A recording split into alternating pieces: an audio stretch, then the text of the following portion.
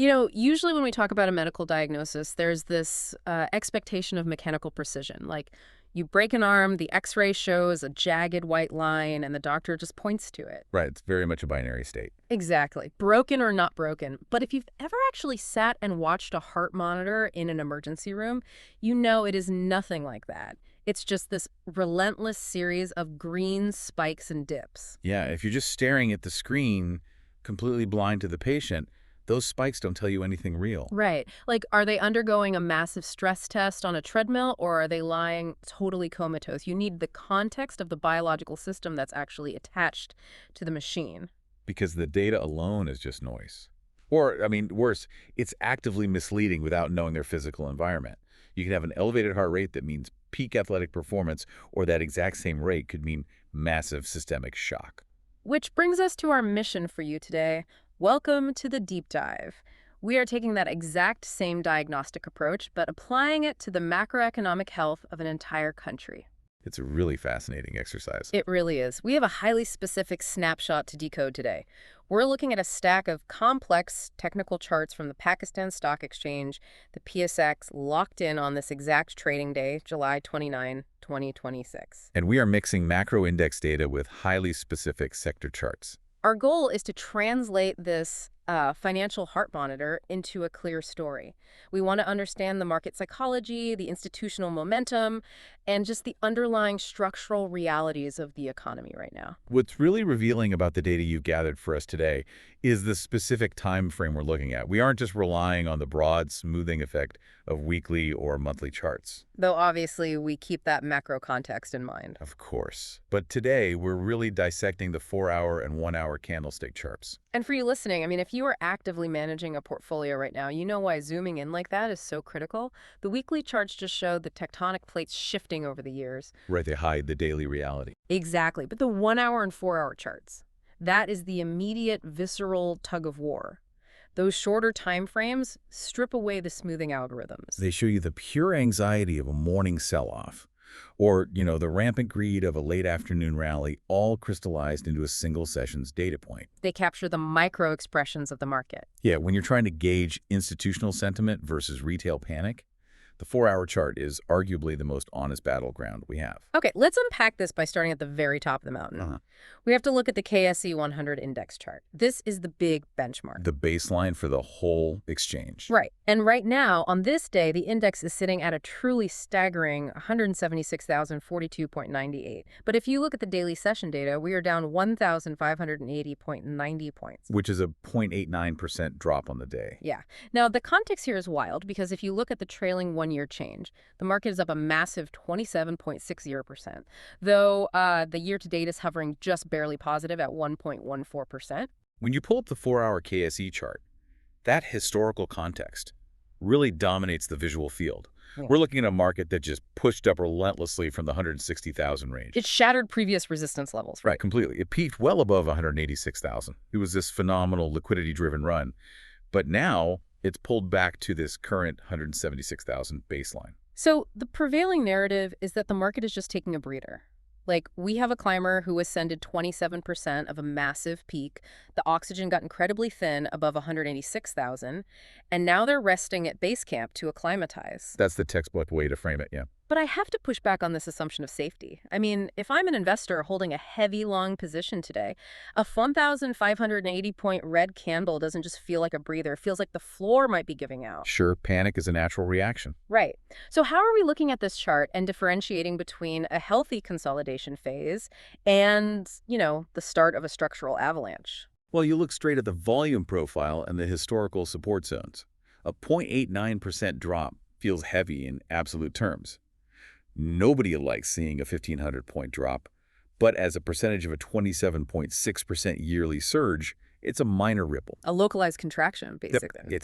More importantly, look at the price action around the 176,000 level on this 4-hour chart. This isn't empty air. This specific level aligns with heavy, established trading interest from previous months. So there's a foundation there. Yes. If we were witnessing an avalanche, like a true institutional dump, you would see massive, panicked selling volume breaking straight through that 176,000 floor. The volume bars would just be spiking in the red. But we aren't seeing that. No, the volume is thoroughly average. It's an orderly retreat. The buyers who rode the wave up from 160,000 are just rotating out to take profits. And new capital is stepping in to absorb that sell pressure because they perceive this level to be fair value. Precisely. The big money isn't panicking at all. They are just recalibrating. Okay, but to really understand this recalibration, we need to look under the hood. We have to get out of the broad index and see where the capital is actually flowing, because retail money and institutional money behave very differently when the market pauses. They absolutely do. Let's dig into the automobiles and rubber sector. Which is famously such a sensitive barometer for consumer credit conditions and local industrial activity. Yeah, and we have 3 charts here that paint a fascinating psychological divergence. Let's look at the finished goods first. We have HCAR, Honda Atlas cars. On the 1-hour chart. Yes, on the 1-hour chart, it's trading at 252.50, up 2.73% today alone. Visually, it is just this massive, sudden green upward spike. And the RSI is sitting at 69.1 times. Wow, so it is running incredibly hot. That's teetering right on the edge of overbought territory. It really is. The momentum there is aggressive. The buy orders are stacking up faster than the sellers can fulfill them. Now, contrast that with GAL, Gantar Automobiles, 4-hour chart. It's trading at 594.89. But this chart is an absolute roller coaster. It's all over the place. Right. It recently saw these wild, volatile swings peaking all the way up at around 615 before facing a sharp, violent red drop. And yet, looking at its stochastic RSI, it is still pinned way up in the 80s. The underlying volatility and trading pressure are just completely chaotic, even after that heavy drop. So you have 2 auto manufacturers exhibiting highly erratic, emotionally charged price action. Yeah, one is spiking uncontrollably, and the other is just whipping back and forth with massive momentum behind every swing. Which brings us to the third chart in this sector, and here's where it gets really interesting. GTYR, Gantara Tire and Rubber. Okay, let's look at this one. 4-hour chart trading at 32.95. And the chart is entirely devoid of drama. It's moving in this beautiful, steady, upward parallel channel. No massive spikes, no violent rejections. None of it. Just a methodical, steady climb. So retail money is clearly chasing the shiny finished product they're fighting over the cars.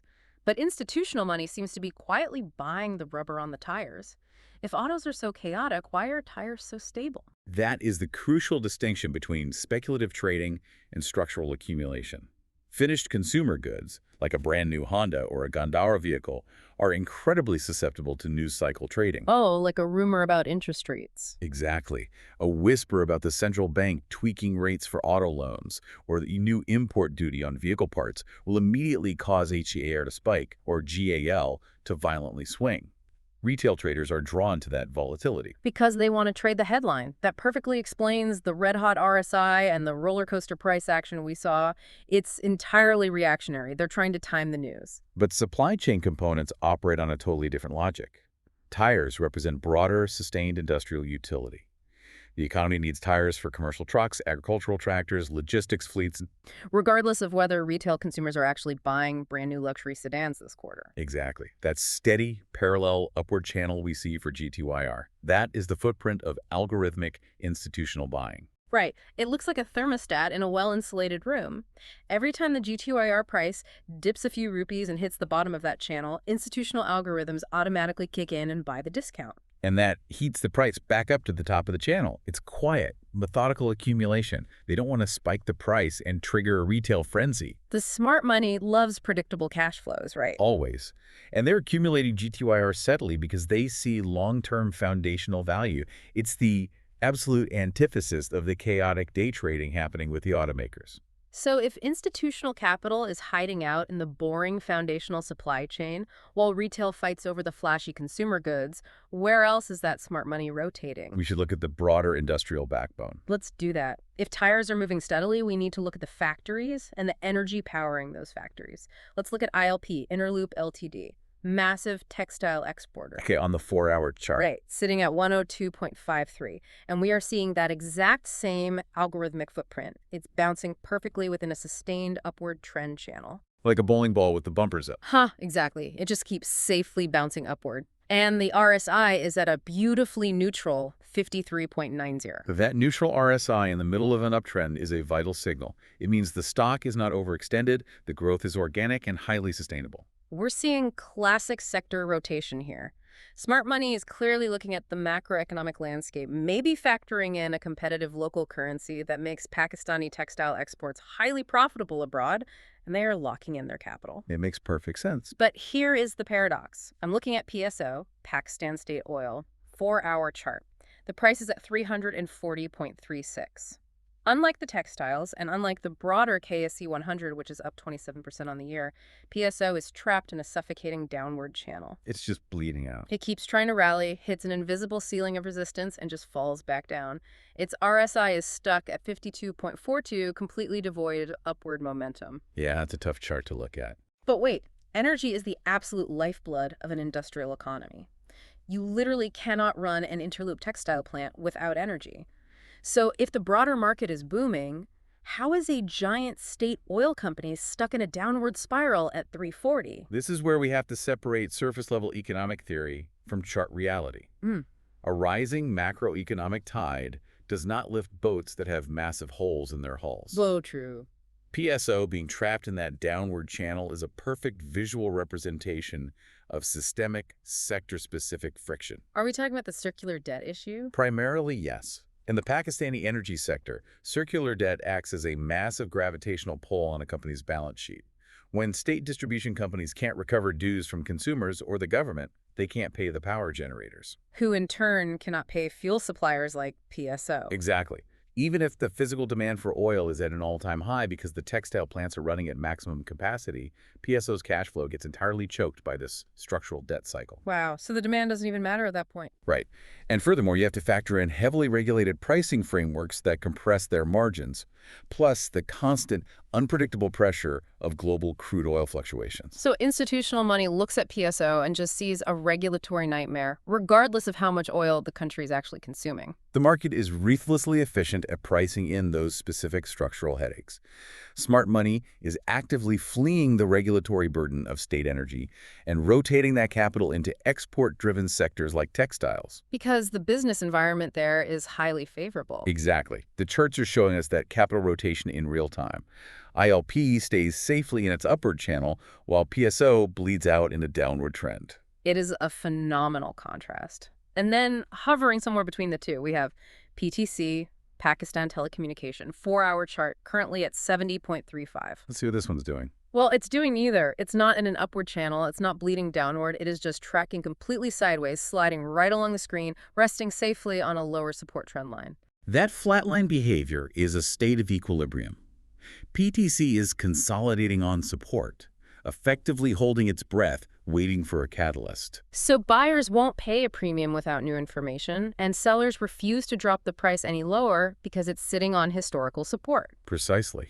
Until a catalyst arrives, whether that's a quarterly earnings surprise, a shift in federal telecom policy, or an acquisition rumor, the tug-of-war is at a perfect tense standstill. Okay, we've covered the macro mountain of the KSE 100. We've tracked the institutional capital flow through specific sectors. And now I want to zoom in to the most granular level possible, a single corporate microcosm. This is where the real nuance is. It really is. We have two companies from the exact same corporate family, and looking at their charts side by side reveals just how dangerous it is to trade based on brand name alone. Oh, this is a trap that routinely liquidates retail portfolios. People assume that shared corporate DNA equates to shared market performance. Let's look at TPL Corp Ltd, ticker TPL. 4-hour chart, currently at 19.77, up 2.47% for the session, and this chart is incredibly aggressive. It looks like a massive breakout. It is. It's smashed through its historical horizontal resistance lines, and its stochastic RSI is a blistering 90.44. The momentum is surging. It broke through the ceiling and is running in clean air. It's a gorgeous setup. But right next to it, we have TPL Properties Ltd, ticker TPLP, same 4-hour time frame. It is sitting at 12.79, and the chart is entirely flat. Completely unresponsive. Yeah, it's holding steady at its local support, but it lacks all of the explosive, surging momentum of its parent company. So what does this all mean? We have two companies with basically the same name, trading in totally different patterns. Why is TPL Corp breaking out while TPL Properties is just treading water? Well, the divergence is stark, and it's a textbook lesson in some of the parts valuation versus sector-specific headwind. Okay, break that down for us. You have two entities sharing the TPL name. Yeah. But TPL Corp is the umbrella conglomerate. It has exposure to technology, insurance, vehicle tracking systems, and venture capital. While TPL Properties is just one isolated piece of that puzzle. Exactly, and it's tied exclusively to real estate. So what the chart is telling us is that the market is aggressively pricing in the growth of TPL Corp's tech or insurance arms, acting as a massive upward catalyst. So that conglomerate structure provides a heavy shield against localized sector cooling. Yes, if you look at the broader economic environment, real estate might be facing severe headwinds. High borrowing costs, crushing mortgage demand, or commercial development stalling due to inflation in construction materials. And TPL Properties is feeling the full, undiluted gravity of that real estate cooling. That's why its chart is flat and subdued. It just can't escape its sector. But TPL Corp can. Because even if its real estate holdings are suffering, the market might be heavily bullish on their digital mapping technology or their insurance premiums. The tech wind is blowing so hard, it is lifting the entire conglomerate umbrella, completely masking the dead weight of the property division. It proves why deep technical analysis is mandatory. If an investor simply read a headline saying, TPL announces record revenues, and blindly bought TPL Properties assuming it would catch the same tailwind, they'd be sitting on dead capital while the parent company rockets upward. Wow, yeah. You can't buy a stock just based on brand association. You have to look at the specific chart and underlying business. The chart strips away the marketing, ignores the corporate branding, and shows you the pure, unadulterated flow of capital allocation. It really is a masterclass in market mechanics. Let's step back and synthesize exactly what we have decoded from this July 29 snapshot. It's been quite a journey. We started at the macro altitude. The KSE 100 is resting, taking an orderly breather around 176,000 after a massive 27% yearly climb. The volume confirms it is a recalibration, not a panic. Right, the base camp analogy holds up. Then we looked under the hood and watched retail money engage in chaotic, emotional speculation in the auto sector with GAL and HCAR. Meanwhile, institutional algorithms quietly and methodically accumulated supply chain assets like Gondara tires. We also saw the brutal reality of structural friction. Heavyweights like Pakistan State Oil are suffocating under circular debt in a downward channel entirely disconnected from the broader market success. While export-driven textiles like ILP ride a perfect upward trajectory. And finally, we zoomed all the way into the TPL family to see how a conglomerate's diversified tech holdings can trigger a massive breakout, leaving its real estate sibling completely tethered to the ground. What all of this ultimately demonstrates for you listening and analyzing these markets is that price action is not just random geometry. You don't need a finance degree to read the market's mood. It's much more intuitive than that. Exactly. When you learn to read these specific channels, the volume profiles, and the momentum indicators on a 4-hour chart, you're not just doing math. You are literally watching the visual representation of human fear, greed, and confidence play out in real time. And that leaves me with a final provocative thought for you to mull over as you look at your own portfolios. We just spent this entire deep dive decoding the economic mood of an entire country. Down to the specific sectors and companies. Right. Pinpointing sector struggles, identifying speculative retail frenzies, spotting smart money accumulation. And we did all of it without reading a single financial news headline or a political op-ed. We just read the flow of capital on the charts. It's incredibly revealing. It really makes you wonder, do the news headlines actually drive the charts, or do the charts predict the news headlines? Ah, the age-old dilemma of the tape reader. History shows us that by the time the financial papers print this story, the big money has usually already positioned itself weeks in advance. Next time you see a massive economic headline break on your screen, a sudden policy shift, or a sector crisis, go back and pull up the 4-hour charts from a week prior. Look for those quiet upward channels or those sudden, heavy downward rejections. You might be incredibly surprised by who already knew the news before the ink was even dry. The Financial Monitor always reacts before the doctor gets a chance to write the chart. Thank you for joining us on this deep dive. Keep questioning the data, keep looking past the headlines, and we will see you next time.